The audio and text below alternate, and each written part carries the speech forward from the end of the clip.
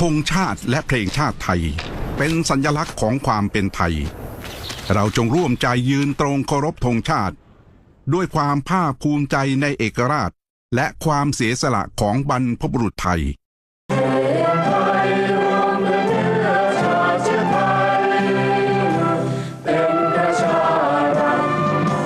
ไทยของไทยทุกส่ว